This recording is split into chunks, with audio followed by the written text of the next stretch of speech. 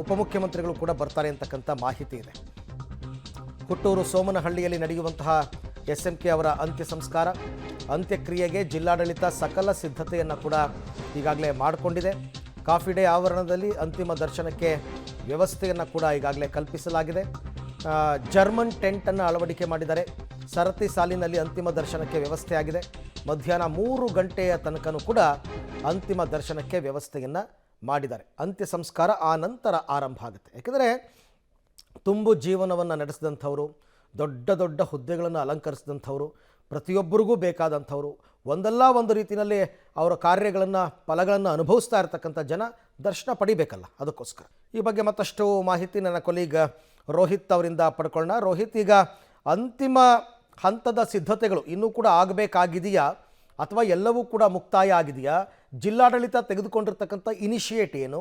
ಈಗ ಅದು ರೋಡ್ ಪಕ್ಕದಲ್ಲೇ ಬರೋದ್ರಿಂದ ಬಂದಂತಹ VVIPಗಳಿಗೆಲ್ಲ ಕಾರ್ ಪಾರ್ಕಿಂಗ್ ಮತ್ತೊಂದು ಎಲ್ಲದಕ್ಕೂ ಕೂಡ ಅನುಕೂಲಗಳಾಗಿದೆಯಾ? ಒಟ್ಟಾರೆ ಚಿತ್ರಣ ಏನಿದೆ ರೋಹಿತ್ ಇವಾಗ? ಅರವಿಂದ್, SM ಕೃಷ್ಣ ಅವರ ಅಂತ್ಯಕ್ರಿಯೆ ಮತ್ತು ಅಂತಿಮ ದರ್ಶನಕ್ಕೆ ಇನ್ನೂ ಕೂಡ ಸಿದ್ಧತೆಗಳು ಕೂಡ ಆಗ್ತಾ ಇದೆ. ಯಾಕಂದರೆ ಈ ಒಂದು ಜಾಗ ಸಮದಟ್ಟಾದ ಜಾಗ ಆಗಿರಲಿಲ್ಲ. ಆ ನಿಟ್ಟಿನಲ್ಲಿ ಎಲ್ಲ ರೀತಿಯಾದ ಸಿದ್ಧತೆಗಳನ್ನ ಮಾಡ್ಕೊಳ್ಳೋ ನಿಟ್ಟಿನಲ್ಲಿ ಜಿಲ್ಲಾಡಳಿತ ಈಗಲೂ ಕೂಡ ಮುಂದಾಗಿರುವಂಥದ್ದು. ನಾನು ಇದೀಗ ಆ ಪ್ರದೇಶವನ್ನು ಕೂಡ ತೋರಿಸ್ತಾ ಹೋಗ್ತೀನಿ. ಯಾಕಂದರೆ ದೃಶ್ಯದಲ್ಲಿ ಗಮನಿಸ್ತಾ ಇದ್ದೀವಿ, ಈ ಒಂದು ಜಾಗ ತುಂಬ ಪಸಿಯಾಗಿತ್ತು. ಆ ಕಾರಣವಾಗಿ ನಿನ್ನೆಯಿಂದಲೂ ಕೂಡ ಇಲ್ಲಿಗೆ ಮಣ್ಣನ್ನು ಹಾಕುವಂಥ ಕೆಲಸಗಳು ಕೂಡ ಆಗ್ತಾ ಇದ್ದಾವೆ.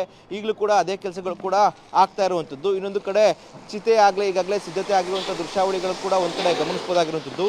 ಅಂದರೆ SM ಕೃಷ್ಣ ಅವರನ್ನು ಅಂತ್ಯಕ್ರಿಯೆ ಮಾಡುವ ನಿಟ್ಟಿನಲ್ಲಿ ಚಿತೆ ಎಲ್ಲವೂ ಕೂಡ ಇಲ್ಲಿ ರೆಡಿ ಆಗಿದೆ. ಯಾಕಂದರೆ ದೃಶ್ಯದಲ್ಲಿ ಗಮನಿಸ್ತಾ ಇದ್ದೀವಿ, ಕೆಳಭಾಗದಲ್ಲಿ ಕಲ್ಲುಗಳ ಮೂಲಕವಾಗಿ ಪಾಯವನ್ನು ಕಟ್ಕೊಂಡು ಅದರ ಮೇಲ್ಗಡೆ ಸಿಮೆಂಟ್ ಇಟ್ಟಿಗೆ ಮೂಲಕವಾಗಿ ಈ ಒಂದು ಚಿತೆಯನ್ನು ಸಿದ್ಧತೆ ಮಾಡಿರುವಂಥ ದೃಶ್ಯಾವಳಿಗಳನ್ನು ಗಮನಿಸ್ತಾ ಇದ್ದೀವಿ. ಇನ್ನೊಂದು ಕಡೆ ಸುತ್ತಲೂ ಕೂಡ ಟ್ರ್ಯಾಕ್ಟರ್, JCB ಮತ್ತು ರೋಡ್ ರೋಲರ್ ಎಲ್ಲವೂ ಕೂಡ ಈ ಒಂದು ಜಾಗವನ್ನು ಸಮದಟ್ಟ ಮಾಡುವಂಥ ಕೆಲಸಗಳು ಕೂಡ ಮಾಡಲಾಗ್ತಾ ಇದೆ.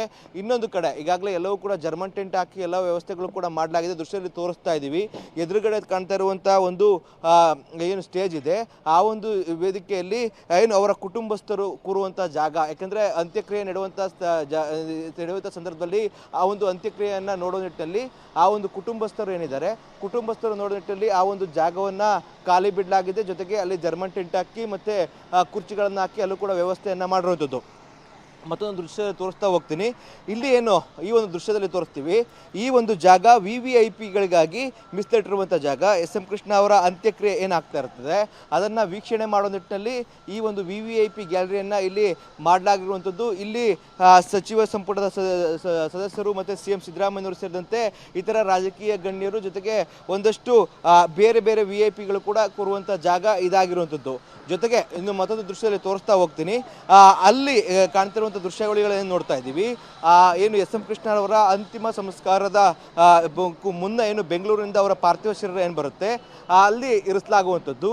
ಅದಾದ ಬಳಿಕವಾಗಿ ಏನು ಸಾರ್ವಜನಿಕರು ಮತ್ತು ಎಲ್ಲರ ಜನರು ಕೂಡ ಅವರ ಅಂತಿಮ ದರ್ಶನವನ್ನು ಪಡೆಯುವ ನಿಟ್ಟಿನಲ್ಲಿ ಒಂದು ರೀತಿಯಾಗಿ ಸರದಿ ಸಾಲಲ್ಲಿ ಬಂದು ಅಂತಿಮ ದರ್ಶನ ಪಡೆಯುವ ನಿಟ್ಟಿನಲ್ಲಿ ಎಲ್ಲ ರೀತಿಯಂತಹ ಸಿದ್ಧತೆಗಳನ್ನ ಕೂಡ ಮಾಡ್ತಾ ಇದ್ದಾರೆ. ಅಂತಿಮ ಹಂತದ ಸಿದ್ಧತೆಗೆ ಒಂದು ರೀತಿಯಾಗಿ ಟಚ್ಚನ್ನು ಕೊಡುವಂಥದ್ದು ಇದೀಗ ದೃಶ್ಯದಲ್ಲಿ ತೋರಿಸ್ತಾ ಹೋಗ್ತೀವಿ.